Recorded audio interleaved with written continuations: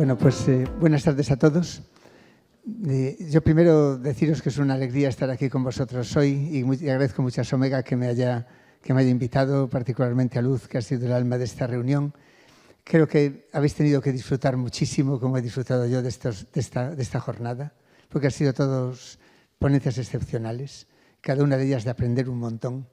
Y la verdad que yo menos mal que no traje diapositivas, porque si no, después de la presentación de José María hubiera hecho el ridículo total. Porque qué presentación tan bonita y qué mensaje tan bonito como las anteriores, pero esta particularmente me ha parecido espectacular.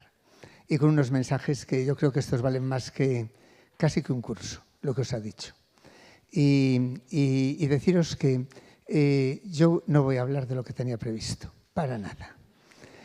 Voy a hablar un poquito, una mezcla de lo que me salga y un poquito tiempo de lo que os habló Andrés, porque ya lo conocía y tenemos vidas muy paralelas, y también repetir el mensaje de José María.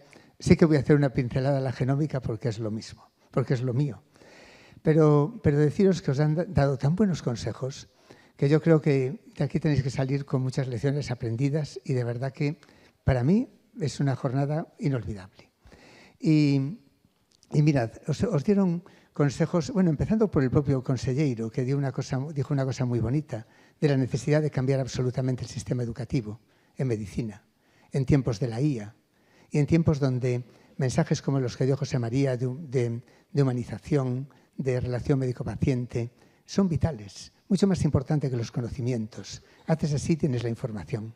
Sin embargo, el otro no lo tienes. Y esta es una cosa que hay que aprender muchísimo, y es el primer mensaje que tenéis que tener grabado absolutamente. Y yo creo que los planes de estudio tienen que cambiar de forma radical, en contenidos y en formas, pero radical. Y que es algo que no puede esperarse más, porque hace falta que tengáis mucho más trabajo de contacto con el paciente, de experiencias, de aprender, pero aprender de otra manera, completamente diversa, y de aprender otras pautas de comunicación y de actuación, valores. Cambia todo radicalmente. Y bueno, y la verdad que esto es algo que debemos hacerlo ya, si no quedamos rezagados. Y es cierto que las facultades de medicina no se pueden convertir en academias MIR. Es cierto que es una desgracia. Yo creo que la formación MIR es muy buena. Creo que el examen MIR es un desastre, como la BAU, porque creo que no selecciona de forma adecuada la vocación. Y esto es una cosa que tenemos también que meditarla y pensarla, porque si no, no vamos a seleccionar buenos profesionales. Y bueno, yo voy a contar un poquito, voy a contaros brevísimamente mi vida, pero en súper resumen, porque vais a vivir momentos de decisión de lo que hacer, como cada uno de los profesionales que os contaron, que son todo gente de muchísimo éxito, hicieron, y que veis que siguen sobre todo con una cosa, con ilusión, porque han encontrado lo que les gusta. Y eso, no tengáis miedo ni de cambiar, ni de si escogéis una especialidad y os gusta otra cosa, pasaros a otra. Mirad, mi hijo Guille, yo siempre a mis hijos les quise transmitir la ilusión. Mi hijo Guille hizo medicina y medicina deportiva y se dedica al surf y a las redes y es feliz. No pasa nada. Buscar vuestro camino con ilusión, porque es lo que os va a llenar y os va a hacer felices, y va a hacer felices a los que os rodean y sobre todo a los pacientes. Yo estudié medicina en Santiago, soy de Santa Comba. Mis padres les costó trabajo porque eran gente humilde, pero la verdad que en la carrera, y esto no lo sabe José María, pero se lo voy a decir, vi que me daba mucha pena los pacientes. Ahora tengo consulta, porque uno cambia en la vida. Tampoco todo es uniforme. Pero me daba muchísima pena los pacientes. Dije yo, esto, aunque era un estudiante muy bueno, tenía mucha memoria, que es el único valor que desgraciadamente se tiene en cuenta, solamente. Pues me di cuenta que me daba demasiada pena y que yo eso no podía. Las asignaturas que más me gustaron fueron psicología, imaginaros, que tenía de aquella, que pocas cosas médicas, y tuve la suerte de tener una optativa que fue genética médica, que me dio el padre José María, que era José María Suárez Núñez. Y dije yo, esto me pega, que es lo mío. Me gusta esto mucho. Y entonces como todo el mundo, hice el MIR. como tenía mucha memoria y entonces contaba mucho las notas, que no era mala idea que volvieran a contar, porque si no se desvaloriza por completo lo que es el trabajo de una evaluación continuada que tenéis a lo largo de los años, no tiene ningún sentido. Pues entonces quité un superpuesto y con la idea de hacer genética. El día anterior a ir a buscar plaza me enteré que no había genética en España. Había servicios de genética. En Santiago teníamos una unidad de genética que dependía de no sé quién. No me acuerdo si de pediatría o de anatomía o de dónde. Pero en Coruña había una muy importante, que estaba Goyanes, que fue una de las padres de la genética clínica. Y la de Barcelona era que te morías. Yo pensaba genética en Barcelona. Y entonces no fui a buscar plaza. Dije yo, no, esto me lo tengo que pensar. Porque para hacer una especialidad que no me guste. Pensé en microbiología, pero un compañero mío que se llama Pepe Llobo, que era un friki total de los bichos, yo dije, yo no puedo tener el grado de emoción que tiene esta persona.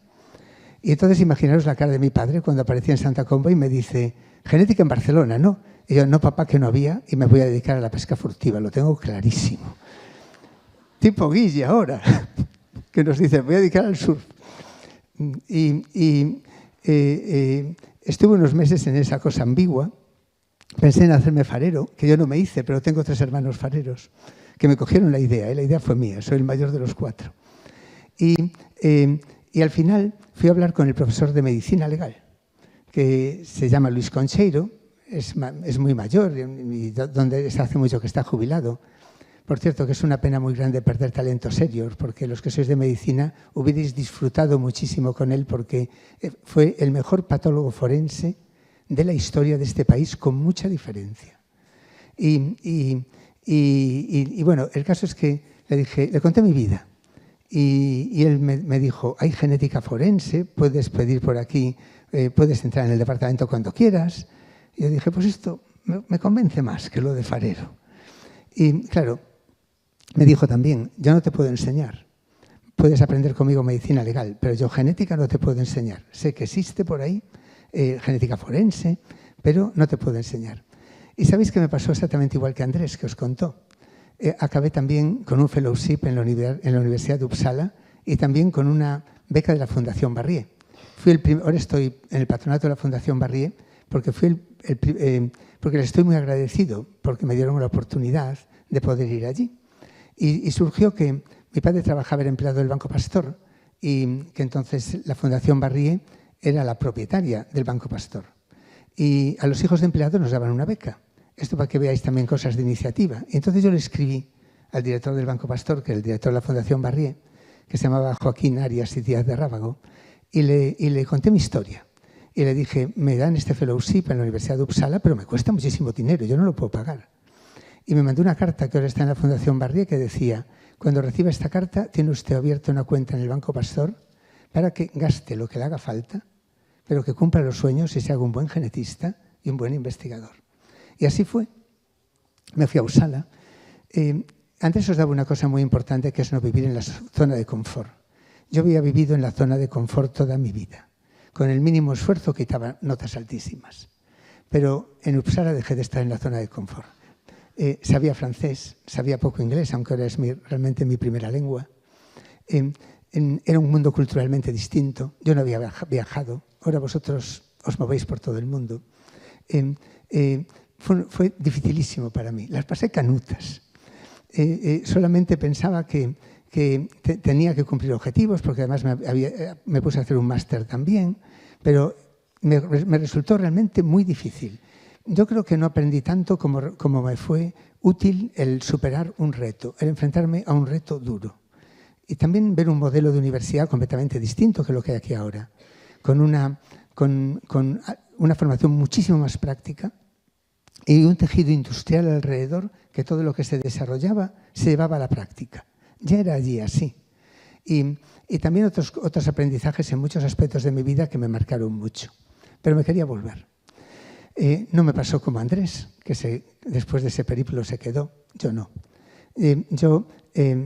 Me gusta demasiado Galicia, mi familia, Louro, el mar. Digo, yo aquí no puedo vivir ni de broma.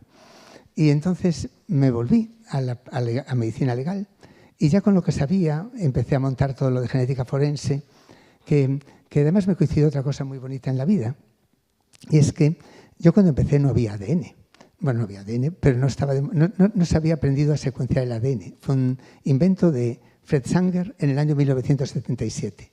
Le dieron su segundo premio Nobel de Química y es la persona más sabia que yo he conocido y que más admiro. Es la única persona que llevó, como os digo, 2 premios Nobel de Química. Le dieron el premio Nobel en el 80 cuando yo estaba en Uppsala. Y nos vino a dar una clase y quedamos maravillados. Porque apareció una técnica de repente que te permitía leer todos los libros de la vida. Imaginaros todo el genoma humano, la vida de todas las especies, la evolución, el cáncer, todos libros de la vida jamás leídos, porque jamás nadie los había podido leer. Y eso habría un mundo tan espectacular. Es como si todo el conocimiento de la humanidad no se conociese y de repente alguien llega a una biblioteca tremenda y aprende a leer. Y claro, eso fue algo vital, algo brutal que revolucionó por completo la medicina.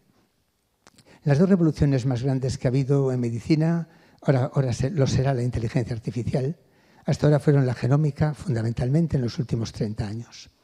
Y la verdad que yo tuve la suerte de vivirlo en primera persona. Allí secuenciamos una hoja de un libro que tardamos 3 meses. Una hoja del libro del genoma, que es como la Catedral de Santiago de tamaño.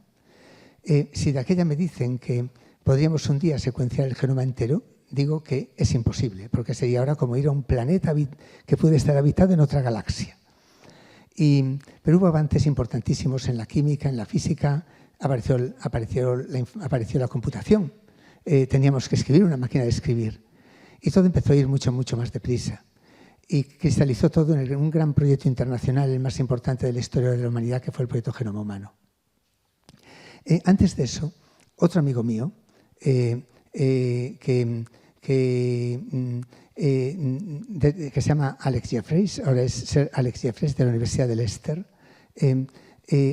viendo esas páginas del libro, descubrió, intentando ver para qué servía el ADN no codificante, que hoy día sabemos que ahí está toda la regulación, pero no se sabía, vio que esas páginas del libro de ADN no codificante, muchas tenían frases que se repetían, que llamó minisatélites, y vio que todas las personas éramos distintas. Y publicó un artículo en Nature que lo tituló DNA Fingerprint. He descubierto el ADN como una huella dactilar. Puedo distinguir a todos. Eso en forense era una revolución. Yo lo que hice, y es otra cosa que hay que hacer, es irme allí. Dije, me recibe usted y me enseña cómo se hace esto. La movilidad siempre es muy importante y la iniciativa también. Y allí me fui y aprendí. Y por eso, después de los 2 primeros casos que se hicieron en el Reino Unido, el tercero del mundo que se hizo, ya se hizo en Santiago. En una agresión sexual en Alfredo Brañas, que permitió exculpar a un estudiante falsamente acusado. La técnica de Jeffrey no se pudo aplicar después, porque tenía una serie de problemas, y hubo que desarrollar otros marcadores que son los que se usan ahora en todos los laboratorios del mundo, que se llaman microsatélites. Se utilizan 22. Un tercio fueron descubiertos por el FBI, otro tercio por el Forensic Science Service y otro tercio por nosotros en Santiago. Ahí cometí otro error muy grande de mi vida, que fue no patentarlos. Yo pensaba que patente era una pintura que se le echaba a los botes. No pensaba yo que patente, que había que proteger nada. De hecho, si me decís de aquella vez, seguramente diría, yo todo para la humanidad, yo no quiero nada para mí. Sin darte cuenta que podías mantener después a tu equipo forense y a tus equipos de una manera mucho mejor y que además tus instituciones tenían derecho a revertir económicamente lo que habían invertido en ti. Y bueno, y así empezó un desarrollo de forense que no os voy a contar, pero que acabamos un poquito siendo el centro del mundo y donde muchísima gente de todo el mundo se formó. Pero yo tenía el sueño de la medicina clínica. Y sucedió entonces con el proyecto Genoma Humano que empezaron a aparecer, había que secuenciar genes para ver enfermedades. Uno de los primeros fue el BRCA, que le dieron el año pasado el premio Princesa de Asturias Marie Claire King, que fue la que lo descubrió. Y empezamos a hacerlo nosotros, porque nadie más lo sabía hacer. Fue entonces cuando a mí me ofrecían siempre ser director de un instituto de medicina legal por el mundo adelante o ser jefe de un servicio de genética de los hospitales. Y una persona que salió aquí, que es Hernández Cochón, lo convencí para decirle, porque le decía, me están ofreciendo esto en todos los hospitales, ¿por qué no hacemos una estructura para toda Galicia? Porque esto va a venir muy deprisa. Iba a ser, si lo hacemos disperso, no vamos a llegar a ningún lado. Y me hizo caso y se creó la Fundación de Medicina Xenómica. que desde entonces dirijo, al principio acompañado por un amigo mío, que es Fernando Domínguez, que me ayudó mucho en esa trayectoria. Y bueno, así fue. Eso empezó a ser un boom en medicina. Hoy día la medicina genómica es la base de toda la medicina personalizada. La Fundación de Medicina Genómica es la estructura más grande del país en genómica. El siguiente servicio puede ser La Paz, lo triplicamos. Sant Jaume de Déu lo duplicamos en casos de pediatría. Tenemos 40 y tantos mil pacientes al año. Y lo que hacemos es diagnosticar enfermedades genéticas. El cáncer es todo mutaciones y hay cáncer hereditario, pero el cáncer siempre es un problema genético. Y saber las mutaciones es fundamental para poder hacer terapias dirigidas, que es la causa más importante de aumento de la supervivencia en cáncer.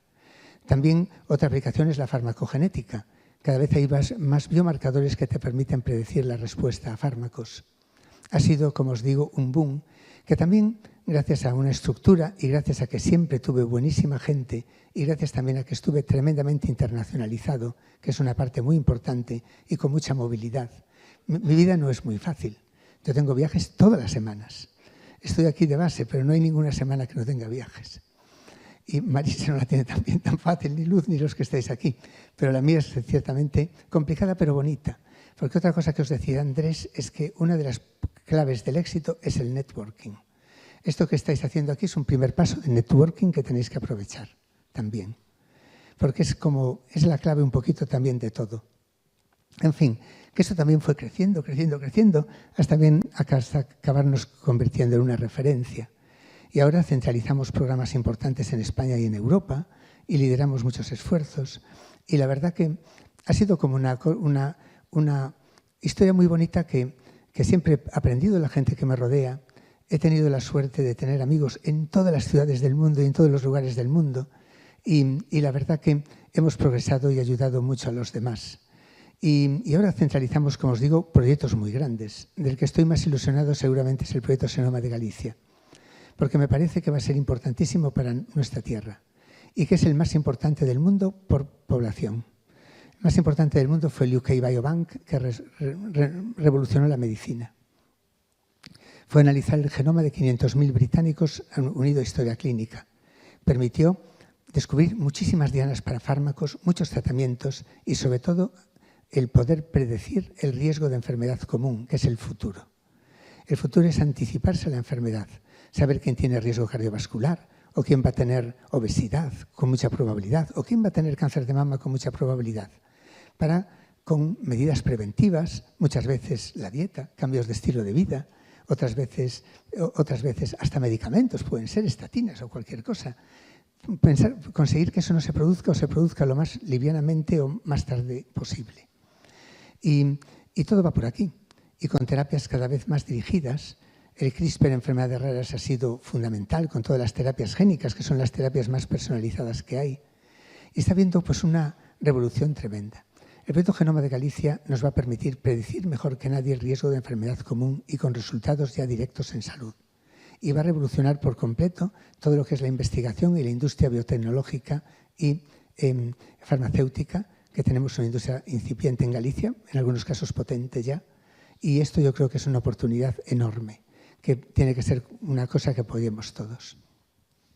Y yo os iba a hablar de medicina personalizada, pero me parece aún más importante lo que os contó José María, que ya me tendrá que contar cómo hace presentaciones tan bonitas que yo no las sé hacer. Y porque creo que es el momento de hablar más que de medicina personalizada, de atención personalizada. Esto es lo que más tenéis que aprender y el mensaje que os tenéis que llevar.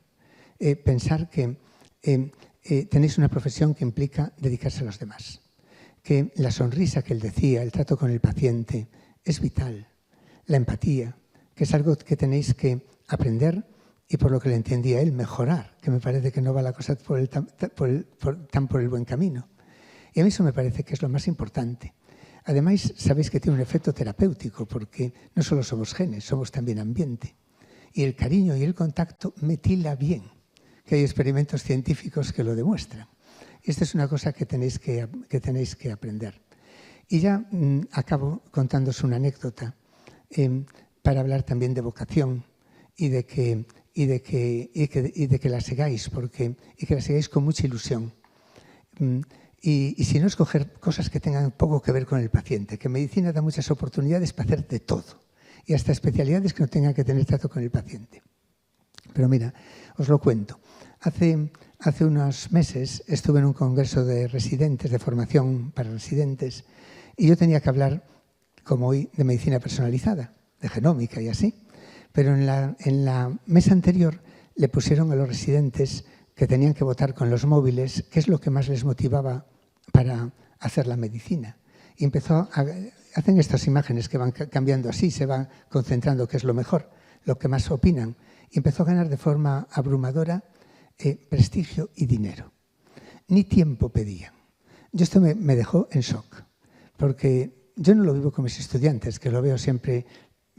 Para mí es tan bonito y los veo tan vocacionados y tan ilusionados, pero algo debe cambiar después, que no sé qué es, porque mucha gente me dice que está pasando este problema de crisis de tema de vocación. Y lo veo también porque veo que aumentan las responsabilidades profesionales por esa falta de contacto que también decía José María, por esa falta de empatía. Y veo también que los residentes que en el MIR eligen sobre todo cirugía estética y plástica como primeras plazas del MIR, lo cual me indica que eso de prestigio y dinero puede ser bastante qué es lo que está llevando. Y yo les dije, mirad, no os voy a contar nada de esto. Voy a contaros qué es ser médico, qué es la enfermedad. No lo pude hacer tan bonito como José María porque es imposible. Pero sí que les conté una anécdota de mi mujer, que es intensivista y compañera de Marisa, que son de la misma promoción, y que es intensivista, como os decía, y tiene 60 y pico años y sigue haciendo guardias. Guardias en el provincial que no tiene residente, que son guardias muy duras las de UCI. Siempre hace guardia el día de Nochebuena. Y el día de Navidad vino destrozada a casa, pero destrozada, porque había epidemia del sincitial respiratorio, no sé qué. Y le dice mi hijo Guille, mamá, pero te compensa, ya puedes dejar de hacer guardias, ¿sabes? Por la edad. Y dice ella, ¿sabes lo que os digo? Que tengo la profesión más bonita del mundo. Y le dice Guille, ¿pero por qué dices eso si se te ve hecha polvo? Y le dijo ella, mira, se me murió uno, salvé la vida a dos y consolé a todos. Y eso a mí me compensa por 1.000.000. Si pensáis así, vais por el buen camino. Si no pensáis así, siempre estáis a tiempo de cambiar. O elegir una faceta de la medicina que os permita hacer eso otro. Pero ojalá que penséis así, ojalá que sientáis así. Hacerlo con ilusión y ya veréis cómo la vida os compensa por muchísimo. Porque el que abre los brazos, decía mi abuela, recibe abrazos. Y es la verdad. Y este es otro de los motivos también del éxito profesional. Y nada más. Con esto os voy a dejar ya, que os mandé un rollo así muy filosófico y os hablé poco de genómica, pero espero que hayáis disfrutado muchísimo del día de hoy.